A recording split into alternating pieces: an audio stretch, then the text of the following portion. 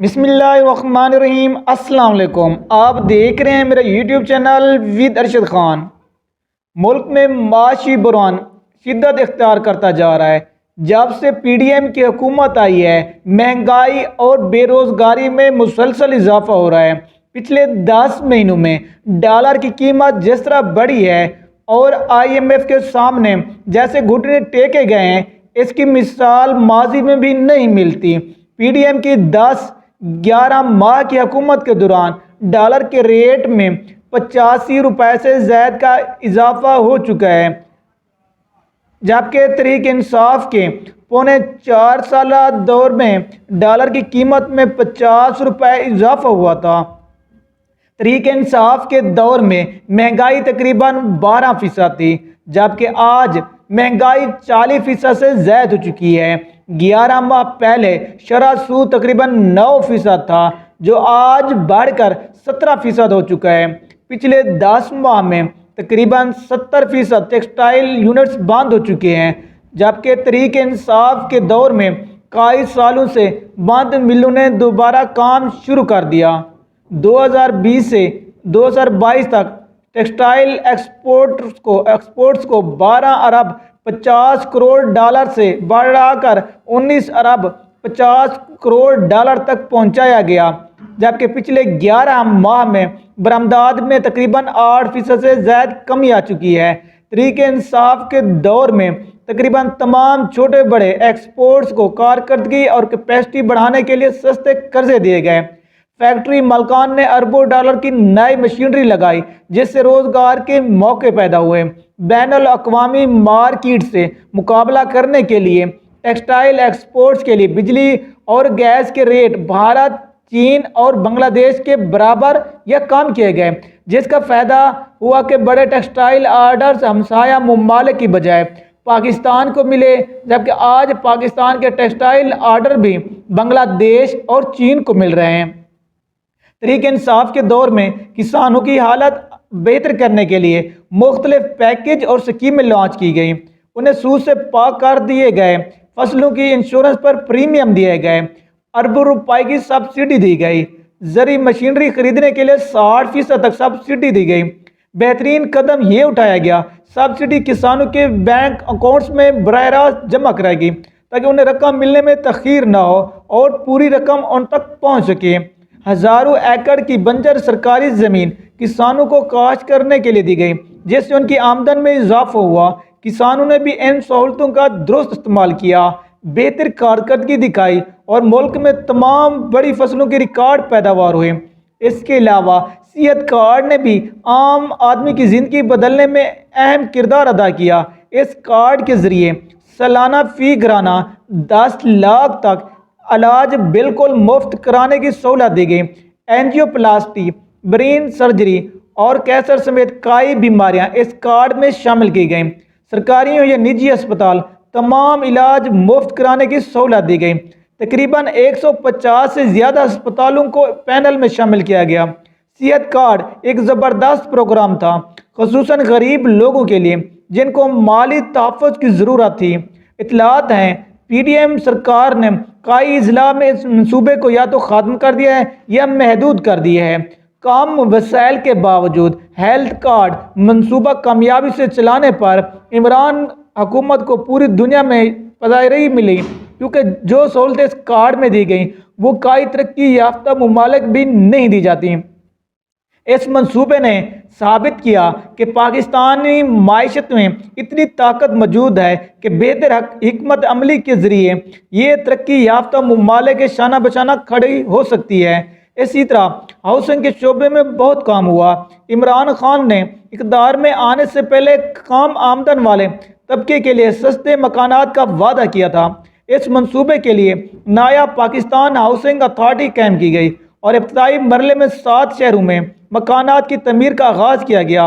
حکومت نے آسان گھر اسکیم کے تحت بینکوں کو آسان شرائط پر قرضے فراہم کرنے کی ترغیب دی اور 20 لاکھ سے لے کر 1 کروڑ روپے تک کے قرضے مختلف مدت کے لیے فراہم کیے گئے۔ موجودہ حکومت نے یہ پروگرام بند کر دیے ہیں۔ کنسٹرکشن کے ساتھ تقریباً 50 سے زائد صنعتیں جڑی ہوتی ہیں۔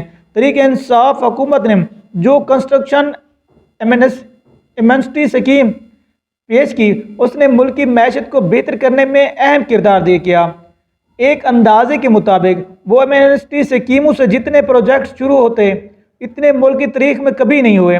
انڈسٹری اسکیم بھی بہترین شروعات تھی جس سے روزگار ملنے اور ایکسپورٹس بڑھنے کے امکانات پیدا ہوئے، لیکن پھر حکومت بدل گئی اور اس کی قیمت آج ملک کے عوام چکا رہے ہیں۔ تحریک انصاف کے دور میں بلین ٹری منصوبے نے بھی عالمی پذیرائی حاصل کی۔ اقوام متحدہ اور ورلڈ اکنامک فورم جیسے اداروں نے اس منصوبے کو سراہا۔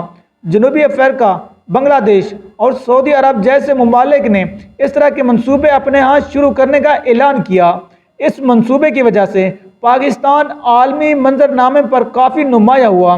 سیاحت کے معروف امریکی جریدے کونڈے ناسٹ ٹریول نے پاکستان کو 2020 میں سیاحت کے لیے دنیا کا بہترین ملک قرار دیا۔ اس سے سیاحت میں اضافہ ہوا اور ڈالر کی صورت میں زر مبادلہ پاکستان آیا۔ روشن ڈیجیٹل اکاؤنٹ بھی تحریک انصاف کے بہترین معاشی منصوبوں میں سے ایک ہے۔ اس منصوبے میں بیرون ملک پاکستان کو ملکی بانڈز اور سرٹیفکیٹس میں سرمایہ کاری کے بدلے ڈالر میں منافع دیا گیا۔ بعض پروڈکٹس پر یہ منافع 8% بھی زیادہ تھا۔ اس منصوبے سے بیرون ملک پاکستانیوں سے 5 ارب ڈالر سے زیادہ ترسیلات زر منگوائی گئیں۔ تحریک انصاف نے بیرون ملک پاکستانی کو ووٹ حق دینے کے لیے بھی کوشش کی۔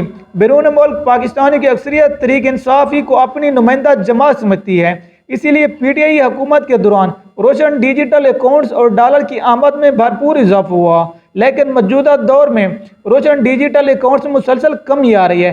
ایسا محسوس ہوتا ہے کہ بیرون ملک پاکستانیوں کو موجودہ حکومت پر اعتماد نہیں ہے۔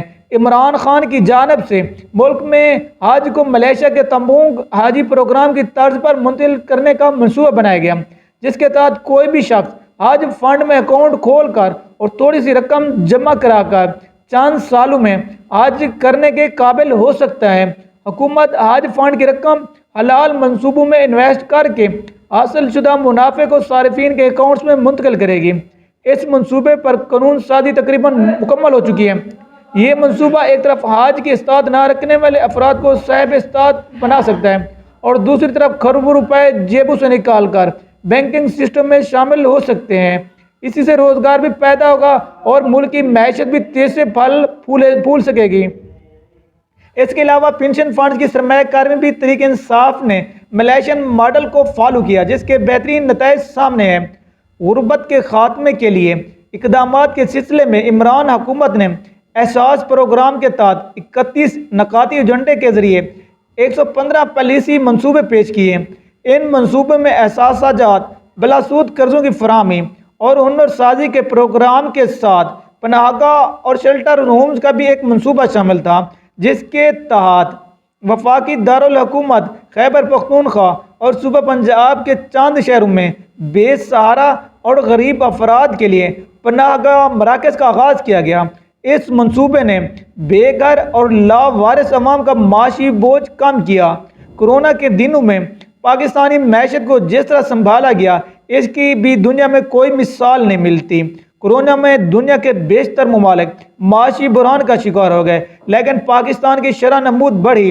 انہی اقدام کی وجہ سے تحریک انصاف کے دور میں نمو 6% سے بڑھ گئی اور فی کس جی ڈی پی 1798 ڈالر تک پہنچ گئی۔ ڈالر ذخائر ملکی تحریک کی بلند ترین سطح تک گئے۔ پچھلے سال مارچ میں لارج سکیل مینوفیکچرنگ انڈسٹری کی کارکردگی تقریباً 27% تھی۔ ایک اندازے کے مطابق اس نے پچھلے تمام ریکارڈ توڑ دیے تھے، جس کا مطلب ہے اگر لیڈرشپ اور ویژن صحیح ہو تو پاکستانی قوم مشکل حالات سے بآسانی نکل سکتی ہے۔